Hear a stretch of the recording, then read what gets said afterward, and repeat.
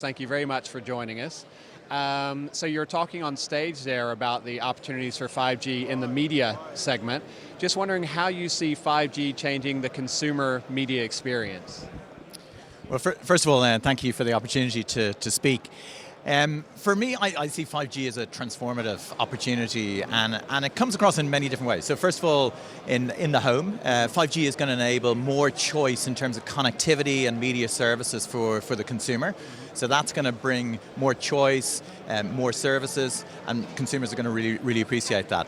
Secondly, out of home. 4G, we've seen a big uptake in the amount of consumption of video outside the home.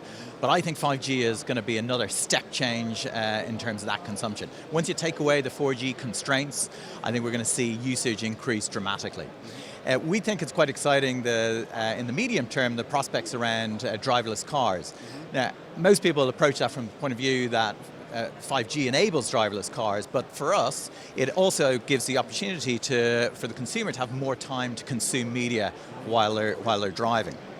And then lastly, we've got the whole new experimental space of AR, VR. So this is a space where nobody knows exactly where it's going.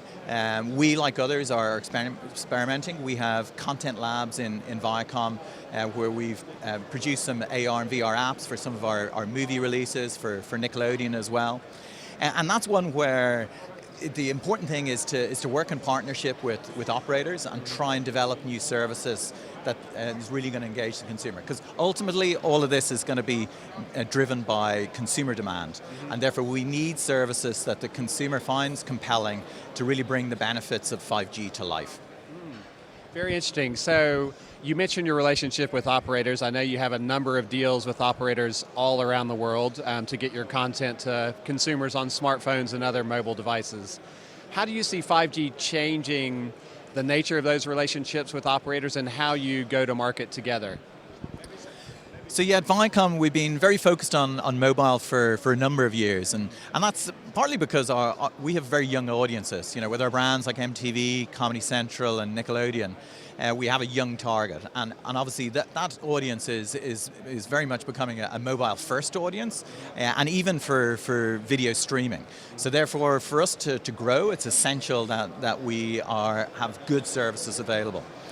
If you look at pay TV penetration at the moment, it's around 40% in many countries around the world, and of course mobile is far higher than that.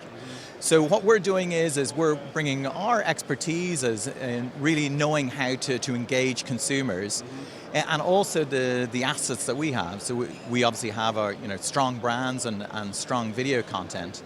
But as well as that, we're developing a suite of mobile video products as well. And that includes services like Pluto, which is our free streaming app, and Paramount Plus, which is a premium SVOD service. And we're bringing those to operators to try and develop go-to-market strategies. And then beyond video, we also have services and in the area of events and in recreation that again bring new opportunities to showcase the functionality of 5G to consumers.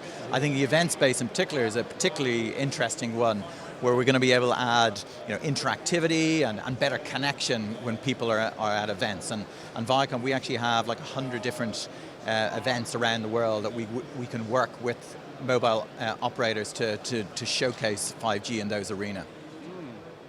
Interesting. Last question for you. Informatech, Ovum's part of Informatech, and we did a survey on 5G, and we asked people, where is the greatest opportunity? And you wouldn't be surprised to know that entertainment and gaming is seen as one of the biggest areas of opportunity for 5G, given the bandwidth and other requirements. How do you see, which is a segment you are very familiar with, how do you see that developing, particularly with 5G in the next few years? Is that something that happens next year, or is it more of a slower burn in your view? Well, first of all, I'm very pleased that media and entertainment came out as the lead, but not surprised, because ultimately this is going to be driven by the consumer, and the consumer needs kind of compelling real-life examples of the capabilities of why 5G is a must-have for them.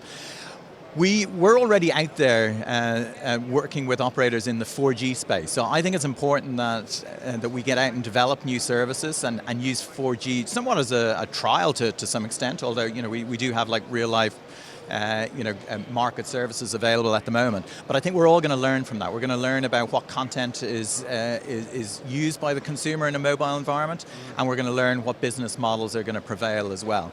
So at this stage, I think it's all about experimenting and rolling out new services. And for us, it's very much about working in flexible partnerships with mobile operators to help them on that journey, because I think we can both benefit from that relationship.